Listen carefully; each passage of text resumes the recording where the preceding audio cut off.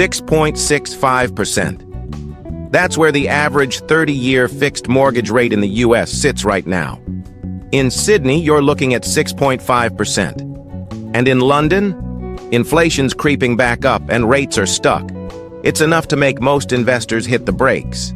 But here's the thing. While everyone's waiting on the sidelines, smart investors are quietly snapping up deals they couldn't touch 3 years ago. Let me ask you this. If you could buy into an undervalued market today, negotiate 10% off the asking price, and refinance when rates drop, why wouldn't you? Because that's exactly what some of my clients are doing right now in places like Harrisburg, Manchester, and Calgary.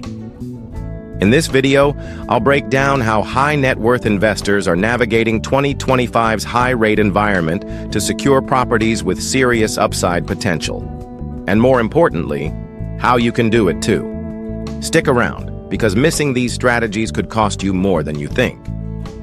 Segment 1. Why high rates are a double-edged sword. Let's face it, a 6.65% mortgage rate sounds brutal, especially if you're used to hearing about those golden 3% deals from just a few years ago. But here's a different perspective. High rates aren't just a roadblock, they're also the reason unique opportunities are showing up all over the market. I was talking with Alex Grant, a property consultant I often collaborate with in Miami. He told me that back in 2021, he had buyers lined up offering $100,000 over asking price and waiving inspections. Today, that frenzy is gone. Sellers are anxious, price reductions are common, and negotiations are back on the table. Here's a data point to consider. In New York City, bidding wars accounted for nearly 55% of sales in 2021. Today, it's below 20%. Take a look at this chart. Bidding wars in New York City, 2021 versus 2025. And that shift gives you, the buyer, an upper hand. You can negotiate better terms, ask for concessions, and avoid overpaying for a property that barely ticks your boxes. Segment 2. Leverage first-time buyer. Incentives to your advantage. Most first-time buyers I talk to in the US, the UK, and Australia are worried about affordability. But they're overlooking programs that were specifically designed to level the playing field, even in a high-rate climate. Let's break it down. In the US, FHA loans still allow you to put down as little as 3.5%, and VA loans offer zero down for qualified veterans. A client of mine, Tom, a Navy veteran in San Diego, closed on a $600,000 townhouse with no down payment earlier this year. And get this, he negotiated the seller to cover $12,000 in closing costs. In the UK, the lifetime ISA remains one of the smartest tools out there. You contribute up to £4,000 a year, and the government adds a 25% bonus, free money that goes toward your deposit. I worked with a young couple in Manchester who stacked their LISAS for 2 years.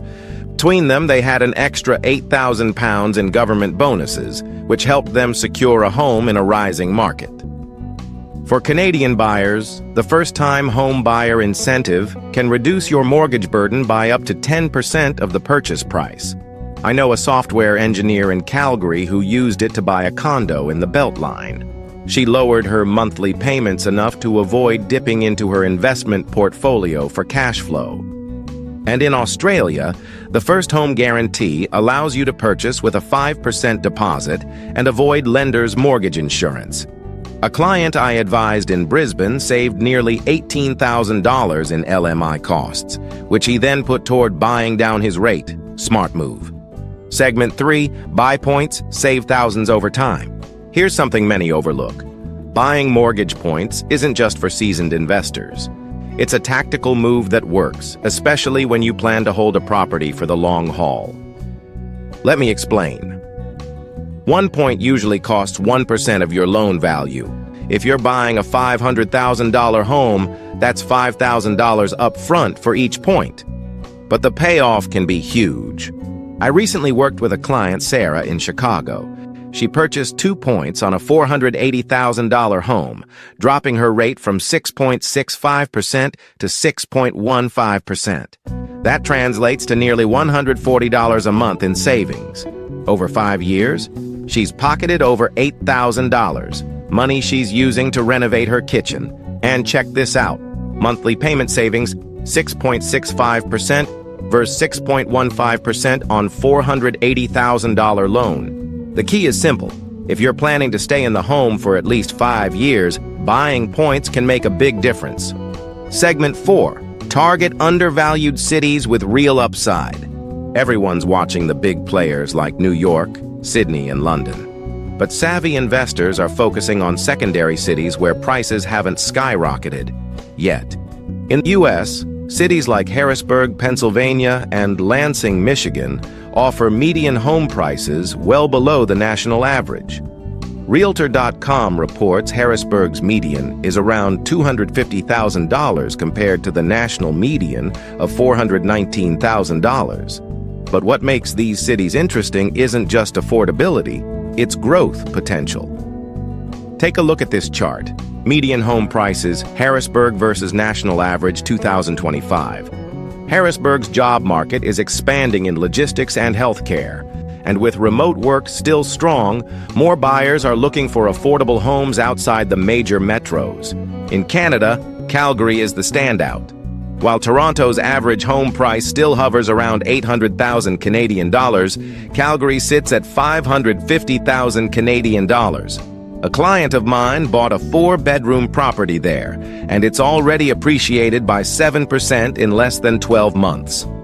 Over in the UK, Manchester continues to outperform.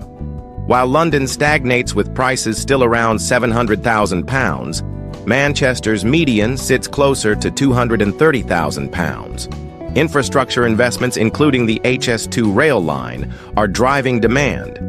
And in Australia, Brisbane is cooling, but that's not a bad thing. With median prices around 600,000 Australian dollars, it's a solid alternative to Sydney's $1 million average.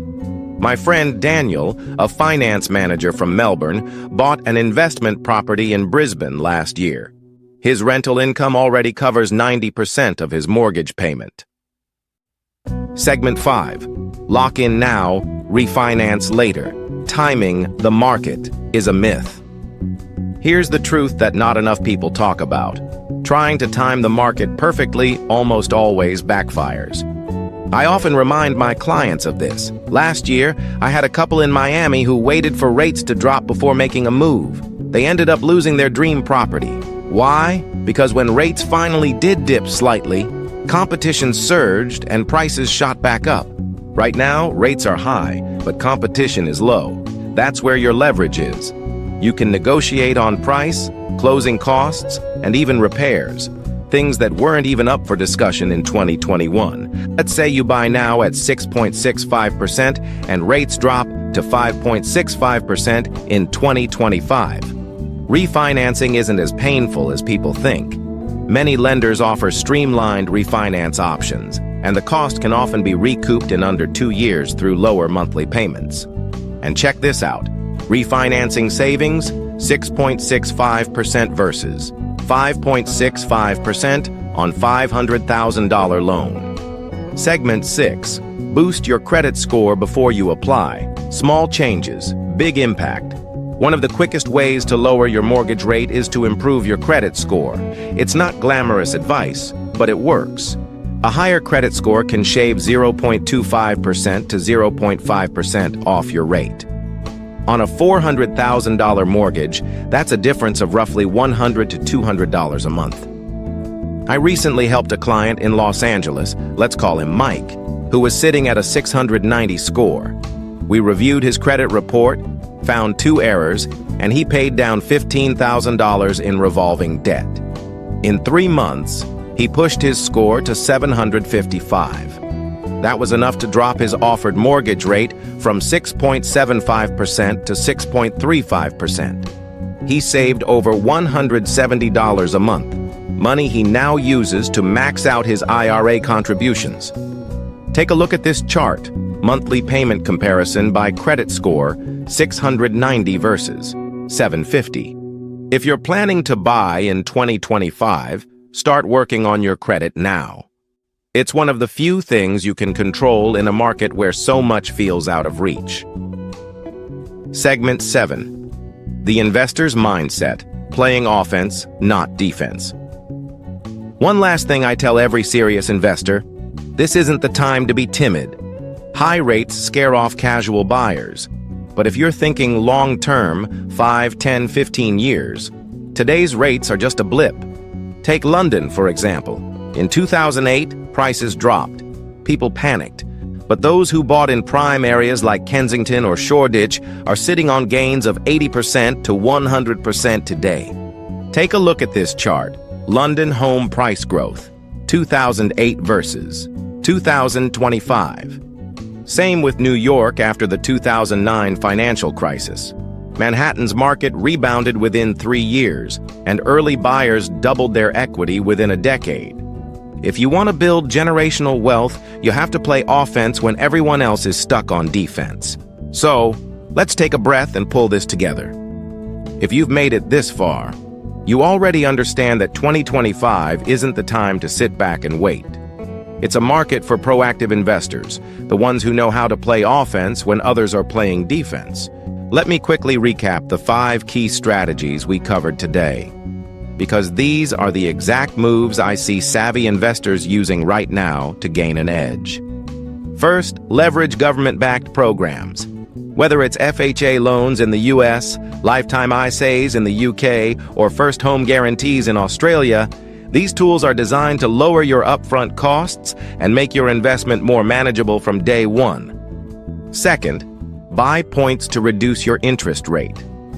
If you're planning to hold your property long-term, this small upfront investment can save you tens of thousands over the life of your loan. Just ask Sarah in Chicago. She's already funding her kitchen remodel with the money she's saving on her mortgage. Third, target undervalued cities with growth potential. Places like Harrisburg, Manchester, and Calgary aren't on every investor's radar yet, but they should be.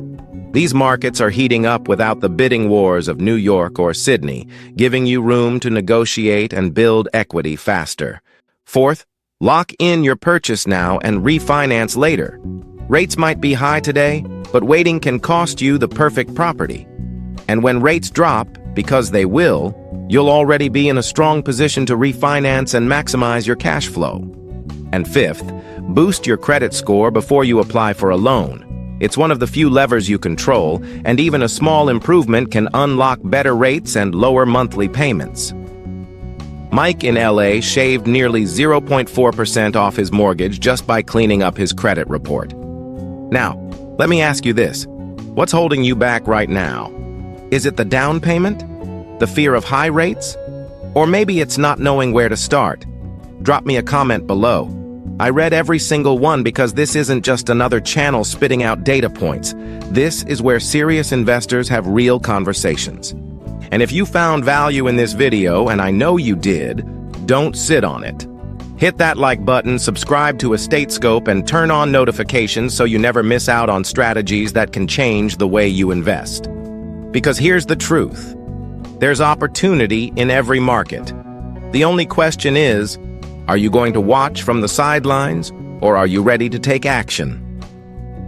Our next video dives deep into the top 5 US cities poised for explosive growth in 2025, and trust me, some of these locations will surprise you. If you're serious about getting ahead of the curve, you won't want to miss it. I'm James, and this is EstateScope, where data meets strategy and smart investors get ahead.